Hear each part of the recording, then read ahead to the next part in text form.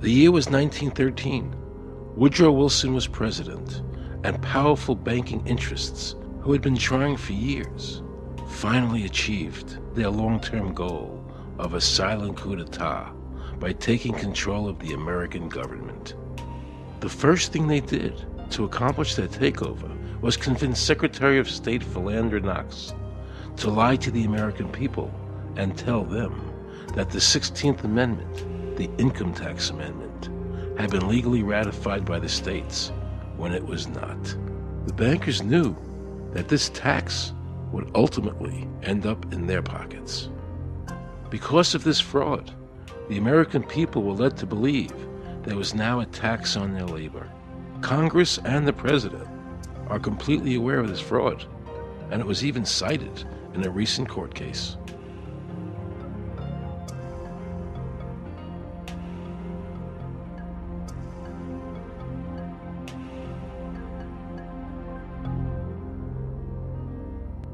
That very same year, the bankers committed their second and by far the most diabolical fraud ever perpetrated on the American people by bribing senators to pass the Federal Reserve Act without the required constitutional amendment. All in favor, say aye. They did this during Christmas vacation, when many senators were home celebrating the holidays with their families. And that's how the unconstitutional Federal Reserve Act came into being. They were very clever, and they understood that whoever issued the money for America would control the government. The bankers won, and the American people lost, because most politicians will sell their soul for $1. And now the Federal Reserve could issue dollars legally. As Mayer Rothschild said, "Give me control of a nation's money supply, and I care not who makes its laws." He knew that he and the other bankers would now control the laws of the nation. Government gave these bankers one of its most important powers, and now had to borrow money from them and pay interest to finance the government. So the American people were forced to lower their standard of living and pay a graduated income tax to the government, just so the government could give these bankers more profits. President Woodrow Wilson, who signed the Federal Reserve Act into law, later said, in regret, "I am a most unhappy man. I have unwittingly ruined my country. A great industrial nation is now controlled by its system of credit. We are no longer a government by free opinion, no longer a government by conviction and the vote of the majority, but a government by the opinion and duress of a small group of dominant men." Do you pay an income tax? Yes, I do. You do? Yeah. Have you ever seen a law that requires you to pay an income tax? Have I ever read it? You mean in the page, black and white? No, no. I think it's actually unconstitutional, is what I've heard. Right. But to avoid any hassle, I pay it. If there was no law and I wasn't afraid of them coming and taking me to jail, absolutely, I wouldn't pay taxes. Why would anybody? Because that's what they tell us we must do, else we're bad Americans. The income tax is not legal because it would be a direct tax and it is not apportioned as the Constitution demands. If it's against the Constitution, then why are we doing it? I had to leave the IRS because I presented evidence that I had accumulated indicating that the agency was violating the law and violating people's rights. And I asked the agency for a response to my sincere concerns. And the answer I got was that they would not respond to my concerns and that they would provide me with the paperwork necessary to tender my resignation. I believe that in both spirit and substance, our tax system has come to be un-American. Death and taxes may be inevitable, but unjust taxes are not. The country's taxes must be fixed, and I know what to do with it. If you think you're paying too much now, just wait till I get through with it.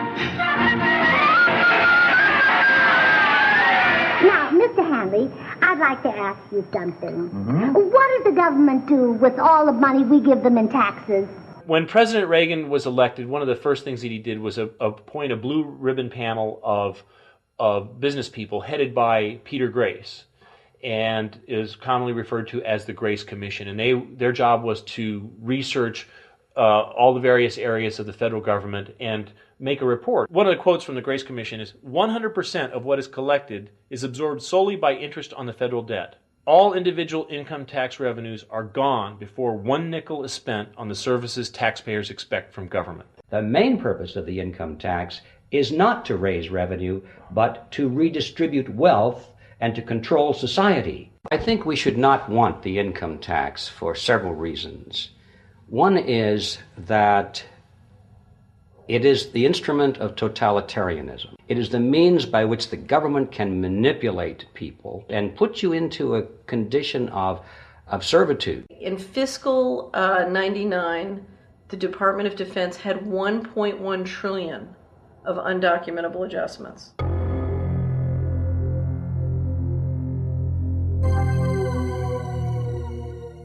The following year, they had 2.3 trillion of undocumentable adjustments.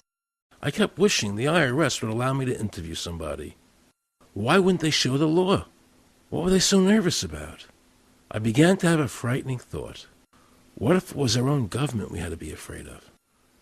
With that disturbing thought in my mind, I went to see a group of tax experts. You can look through the statutes and look for the law that requires you to pay. And when you do that, you can't identify a law that requires the average person in America who earns a wage and works in private business to pay an income tax. The Constitution allows for two kinds of taxes. They're called direct and indirect. The federal government in the Constitution can tax almost anything, as long as it apportions the tax if it's direct.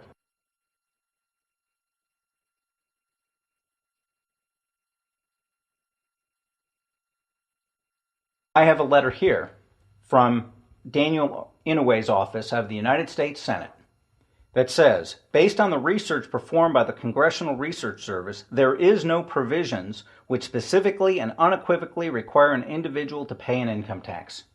Period. End of story. There is no law, and to date, nobody has been able to show that there is a law for the average American citizen working day in and day out to pay an income tax. The definition of income in the Constitution was given in the Eisner versus Macomber case, and it turns on gains or profits that are made from some activity. Doyle versus Mitchell, 247 U.S. 179, 1918. Here's what he said. The idea of gain or increase arising from corporate activities. In other words, it doesn't mean wages, it doesn't mean dividends, it doesn't mean alimony. It means a gain or a profit arising from corporate activity.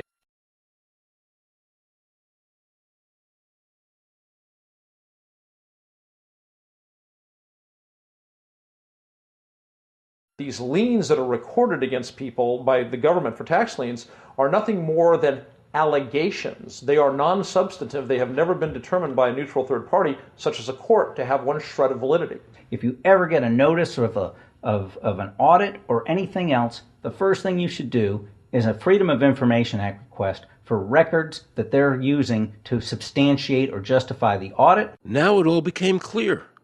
I understood why the IRS wouldn't go on camera and talk about where the law was. I understood why all the senators I called refused to be interviewed. There is no law. And now you know what our political leaders and the courts have known for decades and have tried to cover up. The United States Constitution strictly forbids a direct, unapportioned tax on the wages and salaries of American citizens. The United States Supreme Court has consistently ruled that the income tax is a tax on profits and gains, not on labor and wages. On behalf of the American people, I challenge the IRS to show me a statute that allows a direct, unapportioned tax on the wages and labor of the American people. If the IRS is wrong, and there is no law, then every person who's been jailed should be let out of jail immediately, and any assets seized should be returned to their rightful owners. If this is a nation of laws and a free country, then the IRS should show the law to the American people.